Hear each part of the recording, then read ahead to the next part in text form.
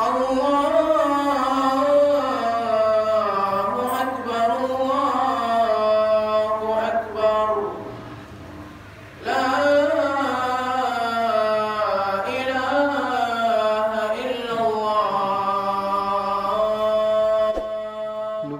de vous abonner et d'activer la cloche de notification.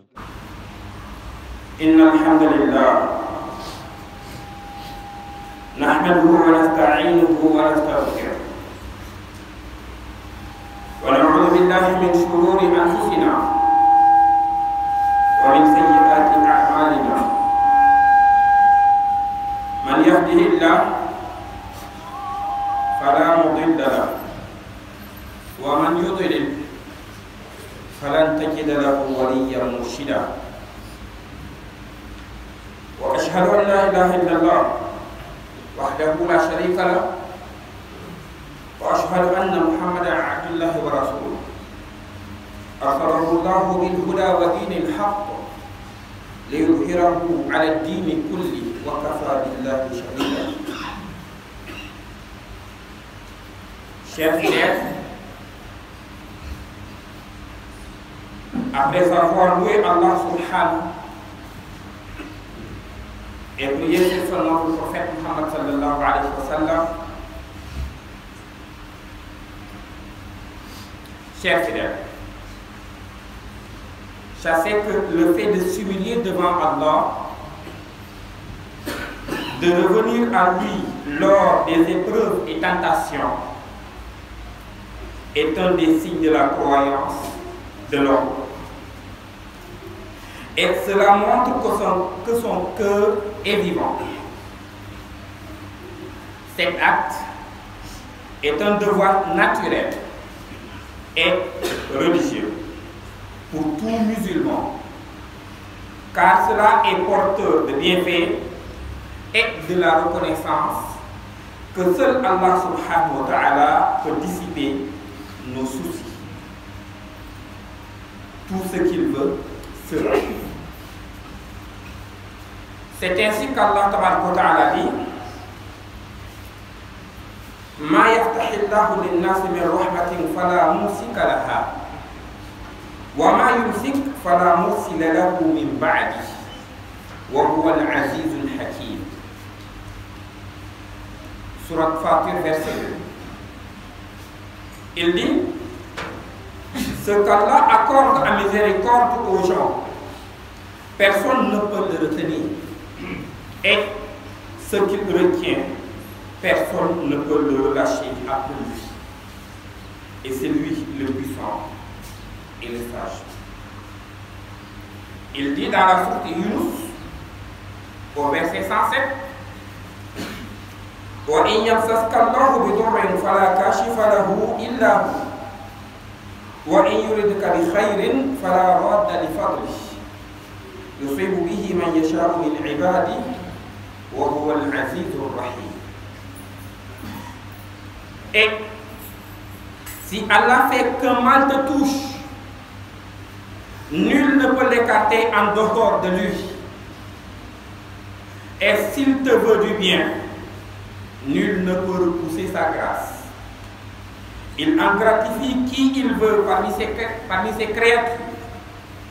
Et c'est lui le pardonneur, le miséricordieux. Le messager d'Allah sallallahu alayhi wa sallam disait à Ibn Abbas: Ya ghulam, inni u'allimuka bi kalimatin ihfadillah yahfad ihfadillah tajidu tujahak idha sa'alta fas'alillah wa idha ista'anta fasta'in billah wa'lam anna al-ummah la ijtama'at ala an yanfa'uka li shay'in lam yanfa'uka li shay'in illa qad katabahu Allahu lak wa in ijtama'u ala an yadurruka li shay'in lam yadurruka li shay'in illa qad katabahu Allahu alayk rufi'atil aqlam wa jaffatis suhuf. Rawahu Tirmidhi. Ce hadith de Ibn Abbas, il dit: un jour, le messager d'Allah sallallahu alayhi wa sallam m'a dit: Ô jeune homme, je vais t'enseigner des paroles. Prête attention à ces paroles. Prête attention à Allah où que tu sois et il te portera secours. Prête attention à Allah où que tu sois, il t'aidera pendant les moments difficiles. Quand tu demandes, pendant des moments de détresse, des soucis, demande à Allah.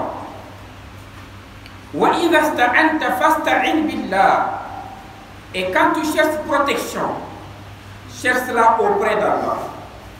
Et retiens ceci. Si toute l'humanité s'était réunie pour te porter profit, ils ne sauront le faire si cela a été prédestiné par Allah. Et de même que si toute l'humanité s'est réunie pour te nuire, ils ne sauront te nuire que si ceci est décrété par Allah. Ce qu'il y a lieu de retenir est que Rufi'atil Aqla, la plume avec laquelle Allah a écrit le destin, a été élevée. Wajafati Suhuf, et les écritures sont sèches. Cela veut dire que tout ce qui t'arrive est destiné à toi. Et ça ne pouvait pas te manquer. Donc, remets-toi à ton Seigneur. Cependant, quels que soient les moments de détresse que puisse traverser le musulman doit toujours s'en remettre à son Seigneur. Ne jamais penser, ne serait-ce qu'une seule seconde, qu'Allah Ta'ala t'a oublié. Quand tu étais dans les ventres, ou bien le ventre de ta maman, qui t'avait porté secours, qui t'a nourri, qui t'a élevé, qui t'a tout donné? Est-ce maman? Est-ce papa? Non. Personne parmi les créatures, personne parmi les êtres humains, personne parmi les djinns. C'est le seul, le Créateur. Donc, quand tu traverses des moments de détresse, remets-toi à Allah. Chers fidèles, revisitons un peu quelques histoires des meilleurs des hommes qui se sont retournés vers Allah lorsqu'ils étaient dans des difficultés pour ensuite en tirer des leçons. La première histoire, c'est l'histoire du prophète Ibrahim alayhi salam. Ses ennemis ont décidé de le jeter dans le feu pour protéger, disent-ils, leur idole. Ils ont dit, قالوا حرقوه وانصروا آلهتكم إن كنتم فاعلين. Ils disent, brûlez-le, secourez vos divinités si vous voulez faire quelque chose pour elles. Et Ibrahim, il savait qu'il n'avait aucun moyen de pouvoir s'échapper face à un peuple qui voudrait l'anéantir, le tuer. Mais il s'est suffi à Allah en disant Hasbunallah wa ni'mal wakil. Allah me suffit. Quel excellent garant. Et Allah donna l'ordre au feu en disant Qulna ya nar kuni bardan wa salaman ala Ibrahim wa aradu bihi kaidan faja'alnahum al-akhsarin. Nous dîmes au feu, soit pour Ibrahim une fraîcheur salutaire. Ils voulaient ruser contre lui, mais ce sont eux que nous rendîmes les plus perdants. Le deuxième exemple de prophète qui s'est remis à Allah pendant les moments de détresse, c'est le prophète Yusuf alayhi salam. Il préféra la prison à la tentation de la femme, ce qui lui valut d'être sauvé et de devenir le deuxième homme fort de l'Égypte. Allah Ta'ala nous rappelle cela dans la sourate Yusuf. Qala rabbi sijn ahabbu ilayya mimma yad'unani ilayhi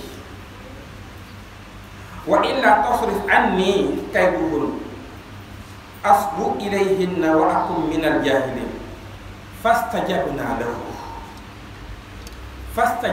lahu rabbuhu fasarafa anhu kaydahum innahu huwa as-sami'ul 'alim. Et Allah dit, il dit, qui dit Youssouf, oh mon Seigneur, oh Seigneur, la prison m'est préférable à ce à quoi elle m'invite. On est invité à forniquer, à commettre l'adultère. Il continue en disant, et si tu n'écartes pas de moi le ruse, je pencherai vers elle et serai du nombre des ignorants. Son Seigneur l'exauça donc et l'éloigna de lui le ruse. C'est lui vraiment qui est l'audient et qui est l'omniscient. Youssouf, il pouvait dire que c'est pas grave, je peux forniquer, mais par honte d'Allah, par amour d'Allah, par respect pour Allah, par crainte d'Allah, il a préféré la prison que de commettre l'adultère. Aujourd'hui, c'est nous qui partons à la recherche de la femme de l'autre. Subhanallah. Et à cause de son refus, il a été emprisonné pendant combien d'années? Il a été privé de liberté pendant combien d'années? Il a été privé de bonne nourriture pendant combien d'années? Pendant 8 ans. À cause de l'adultère, il a préféré la prison. Ça aurait été nous, qu'allons-nous préférer? Qu'allons-nous dire? Le troisième exemple de prophète, c'est le prophète Moussa. Moussa était persécuté par Pharaon. Moussa était persécuté par le Pharaon. Quitta l'Égypte avec les siens jusqu'à ce qu'il se trouva devant la mer. De là, ses compatriotes eurent peur et s'écrièrent, Inna lamudraku, nous serons rattrapés. Moussa invoqua son Seigneur qui lui donna l'ordre de frapper la mer avec son bâton pour se frayer un passage. Ce qu'il fit et ses ennemis firent noyer. Allah Tabaraka wa Ta'ala nous rappelle cela en nous disant Qala kalla inna ma'iya rabbi sayahdi. Non, je suis avec mon Seigneur, il me guidera. Alors, nous révélâmes à Moussa de frapper la mer avec son bâton. Elle se fendit et chaque versant fut comme une énorme montagne. Nous fûmes approchés les autres et nous sauvâmes Moussa et tous ceux qui étaient avec lui. Ensuite, nous noyâmes les autres. Pharaon était tellement sûr de sa puissance, était tellement sûr de son armement, était tellement sûr de la puissance de ses hommes, ses bras droits, qu'il oublia la puissance divine. Quand il se rapprocha au niveau de la mer, au départ son cheval n'avait pas voulu continuer le chemin. Le cheval avait refusé, mais il n'avait pas de bons conseillers. Il lui dit, tu es le roi, pourquoi tu as peur d'avancer? Avance, nous serons avec toi. Et aujourd'hui, nous allons tuer Moussa ainsi que tous ceux qui sont avec lui. Quand Moussa est arrivé de l'autre côté de la rive, Pharaon n'était pas encore arrivé. Et Allah, de par sa sagesse, a attendu que Pharaon soit au milieu de la mer pour faire en sorte que les deux eaux se rencontrent. C'est ainsi que Pharaon perdit sa vie. Et au moment de perdre la vie, qu'a-t-il dit?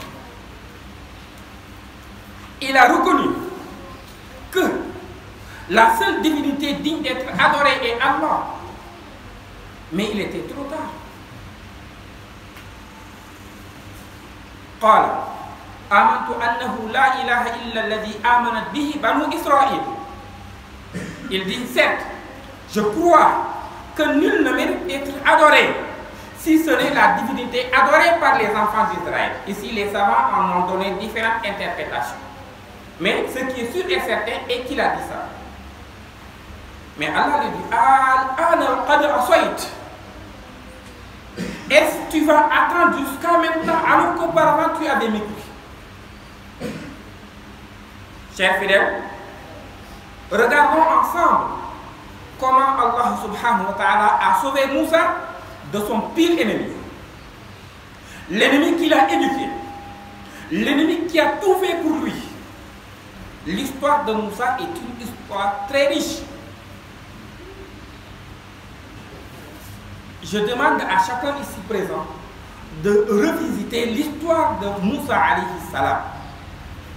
Il va connaître que celui qui a la puissance suprême, ce n'est pas un état, ce n'est pas un être humain, ce n'est pas un djinn, ce n'est pas un malaka, c'est Allah subhanahu wa ta'ala qui a la force suprême.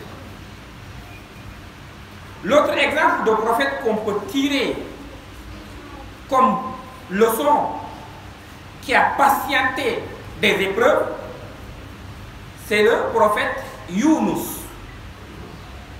Younous fut avalé par la baleine après s'être détourné de son peuple sans l'autorisation d'Allah subhanahu wa ta'ala. Croyant en son pardon, il invoquait son créateur, l'audience, depuis les ténèbres du ventre de l'animal, c'est-à-dire la baleine. Reconnaissant son erreur, il fut sauvé par Allah subhanahu wa ta'ala. Allah subhanahu wa ta'ala nous dit وَظَنُّنْ إِذْ ذَهَبَ مُغَاضِبًا فَظَنَّ أَنْ لَنْ نَقْدِرَ عَلَيْهِ فَنَادَى فِي الظُّلُمَاتِ أَنْ لَا إِلَهَ إِلَّا أَنْتَ سُبْحَانَكَ إِنِّي كُنْتُ مِنَ الظَّالِمِينَ فَاسْتَجَبْنَا لَهُ وَنَجَّيْنَاهُ مِنَ الْغَمِّ وَكَذَلِكَ نُنْجِي الْمُؤْمِنِينَ. Et Dhannoun, c'est Younous. Et Younous, quand il partit, il pensa que nous n'allions pas l'éprouver. Puis il fit dans les ténèbres l'appel que voici. Pas de divinité à part toi. Il n'a pas imploré, il n'a pas invoqué l'aide de qui que ce soit. Il a imploré l'aide de son Seigneur. Pureté à toi, j'ai été du nombre des injustes. Nous l'exaucâmes et le sauvâmes de son angoisse. Et c'est ainsi que nous sauvons les croyants. هذا والله تعالى أعلم وصلى الله وسلم على نبينا محمد.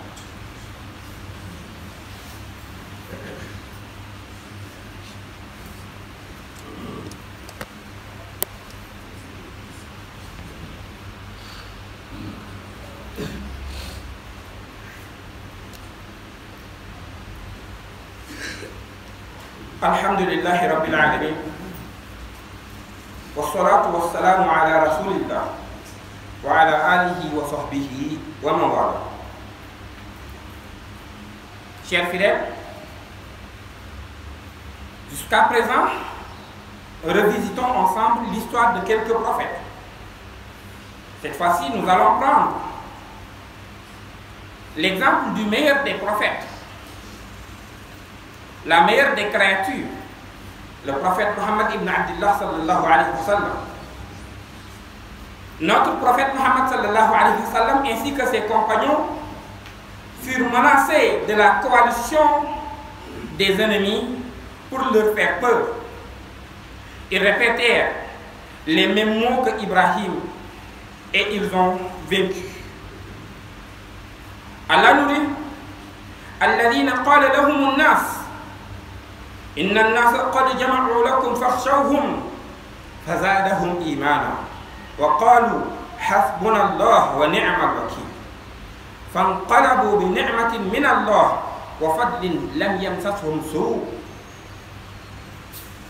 Ceux auxquels l'on disait, certes, les gens se sont rassemblés contre vous, craignez-les. Cela accrut leur foi et ils dirent, Allah nous suffit. Et il est notre meilleur garant. Ils revinrent donc avec un bienfait de la part et une grâce. Nul mal ne les touchera. L'histoire des 3 hommes qui avaient voyagé, quand ils ont senti la fatigue, ils sont entrés dans une grotte pour se reposer. Lorsqu'ils se reposaient, une grosse pierre fermant l'entrée de la grotte. Ils ont dit, la seule chose pouvant nous faire sortir de cette grotte, ce n'est pas notre force, mais c'est l'aide d'Allah. Chacun d'entre nous va dire une seule bonne œuvre qu'il avait fait pour la cause d'Allah. C'est un très long hadith. Je vous demande à rechercher ce hadith qui se trouve dans les 2 sahih de Bukhari et de Muslim et aussi dans les sunnahs. Mais quand chacun a